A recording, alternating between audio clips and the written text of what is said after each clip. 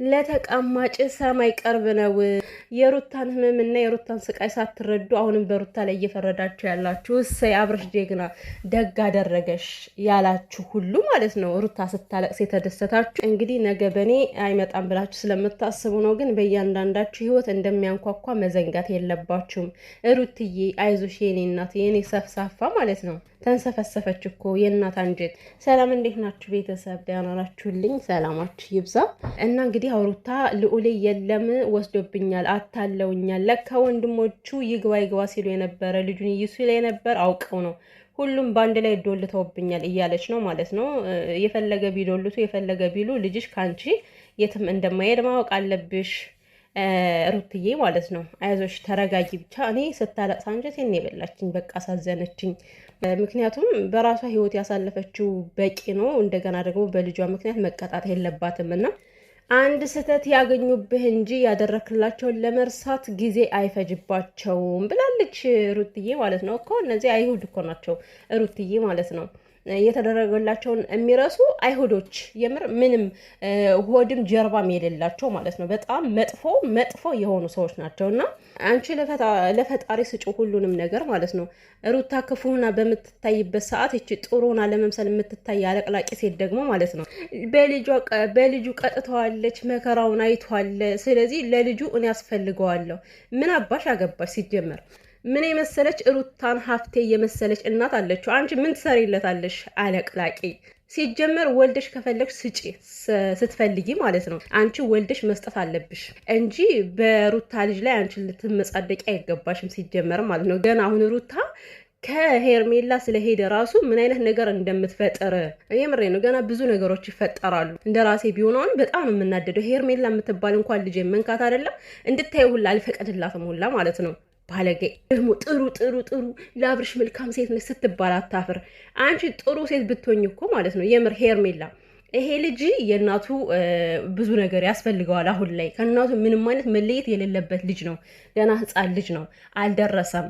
ስለዚህ ወደ እናቱ መልሰው ብለሽ መምከር ሲገባሽ እኔ ለልጁ አስፈልገዋለሁ። ማነሽ አንቺ ለልዑል የምታስፈልጊው? አውቋበድ ወንበዴ እና ሩት እየተረጋጊ። ለማንኛውም ልጅሽ ከእጅሽ ይገባል፣ ምንም ችግር የለውም። አሁን ሩታ በዚህ ተናዳ አንድ ነገር ስታደርግ እኮ ሩታ ክፉ ሴት ነች እንደዚህ ያደረገች እኮ ብለው ያወራሉ ማለት ነው።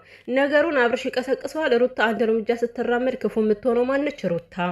አሁን ለህግ ልጅ ጠፋ ብላ ብታመለክት ማነው ክፉ የሚሆነው? ሩታ። ምክንያቱም ከአባቱ ጋር ነው የሄደው። እንዴት ለህግ ትወስዳለች? ህግ ላይ እንዴት ትደርሳለች ይባላል። እና ያልደረሰበት ሰው ግልግል ያውቃል አሉ። በእያንዳንዳችሁ ቤት አንኳኩቶ ብታዩት ማለት ነው ሩታን በደንብ ትረዷት ነበረ። እና ሴት እንዳልሆናችሁ ሁሉ ደግ አደረገሽ፣ እሰይ አልቀሽ። አብርሽ ጀግና ነው። ጀግና የሚባለውን ቃል ደግሞ የት ማስቀመጥ እንዳለባችሁ ወቁ። ጀግና የሚባለው ማለት ነው እውነቴን ነው የምላችሁ ወታደር ነው። በቃ ሀገር ጠባቂ፣ ሀገርን የሚያስከብር። አያችሁ፣ እንደዚህ ነው የሚያተራምስ ሰው ጀግናት አይባልም። ሲጀመር ቃሉን አታበላሹት። ኦኬ፣ ቃሉ ትክክል አይደለም። ትክክል ቦታ ላይ መቀመጥ አለበት። እና ልጁን ስለወሰደ አብርሽ ልጁ እኮ ነው። አብርሽ ምንድነው ጀግና የሚያስብለው? የወሰደው እኮ ልዑልን ነው። የራሱ የአብራኩ ክፋይ የሆነ ልጅ ነው ይዞት ይሄዳል። ታዲያ ምንድነው ጀግና ሊያስብለው የሚችለው? ምንድነው ጀግና የሚያስብለው? ሲጀመር የትም ቤትም ቢሄድ እኮ አብርሽ ልጁን መመለሱ አይቀርም። ለጊዜው ሩታን ያስጨንቃታል፣ ያስለቅሳታል። የእናት አንጀት ሲሆንባት እሷም ዝም አትልም እንጂ እኮ የትም ሊወስደው አይችልም። ምክንያቱም በዚህ ሰዓት ላይ ከእናቱ መለየት የሌለበት ልጅ ነው።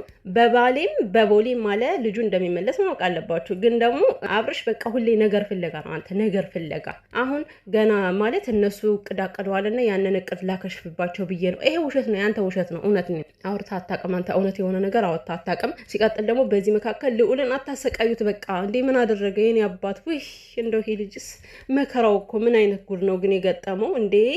እንደ ልጅ እንኳን የልጅነቱን ጊዜ እንዳያሳልፍ እያደረጉት እኮ ነው። አሁንማ ከዚህም እየተመናጨቁ ማለት ነው። ምን አደረገ አሁን ይሄ ህፃን ልጅ? የእውነቴን ነው። በኋላ ላይ ቪዲዮ ማየቱ አይቀርምና ማለት አሁን ሲያው ወይኔ ጉዴ፣ የኔ እናትና አባት ግን ምን ሆኖ ነው በእንደዚህ አይነት መከራ ውስጥ ነው እንዲያሳደጉኝ? ለምን ወለዱኝ? ለምን ተወለድኩ ብሎ ራሱ መቆጨቱ አይቀርም ልዑሌ። ግን እንዳትቆጭ የኔ አባት። አሁን አንተ ነጋሪ እኮ በቃ አፈን ፈትተ ምናምን ልታወራ ትችላለህና ማለት ነው። እንዳትናደድ ወይ ጉድ! የሶሻል ሚዲያ ልጅ መሆን ግን በጣም ከባድ ነው። እና አብርሽና ሩታ ህይወታቸው ሶሻል ሚዲያ ነው። ሰው ልጃቸውን በቃ የሚዲያ መራወጫ ሆነና እንደዚህ አይነት ህፃን ልጅ ድብቅ ብሎ ማንም ሳያየው በቃ ቢያንስ እንደዚህ ኮብ ኮብ እያለ እስከሚሄድ ድረስ መጠበቅ ነበረባቸው። አሁን የሁሉም መሸቀያ ሆነ። ልዑሌ የሁሉም የገቢ ምንጭ ሆንክ። የእናት አልበቃ ብሎ እናት ለሁሉም ለአብርሃም ሳይቀር የገቢ ምንጭ ሆናለች። አንተ ደግሞ ተቀጠልክ። አንተም የእሷን ታሪክ አስቀጠልከው ማለት ነው። ለማንኛውም ቤተሰብ ይሄን ቪዲዮ ስታዩ ላይክ አድርጎ እውነት ለመናገር ማለት ነው እኔ እቺ ሄርሜላ የምትባል በጣም ነው የምታናድደኝ። የምር በጣም ከአቅም በላይ ነው እሷን ሳይ የምናደድባት እና ምክንያቱም የምታደርጋቸው ነገሮች ልክ አይደሉም። እህቷ ራሱ ትሻላለች። የእናቱ ጠረን አለች። እውነቷን ነው እኮ የእናቱ ጠረን ስትል ደግሞ ይሄ ቅናተኛ ሰውዬ አብርሽ እኮ በጣም ነው የሚቀነው እና የእኔስ ጠረን ያንተ ጠረን ምን ይሰራለታል? ያንተ ጠረን እኮ ሄርሜላ ነው የሚለው እና ሩታን የመሰለች እናት እያለችው ደግሞ ያንተን ጠረን የሚምግበት ምንም አይነት ምክንያት የለውም። ልጅ ከፈለክ ሩታን ማን ነበረ ሄርሜላን አስወልድ። እቺ እየሻፈደችን ያለችልህ ማለት ነው። ስለዚህ አስወልደ እሷን ማቀፍ ትችላለህ።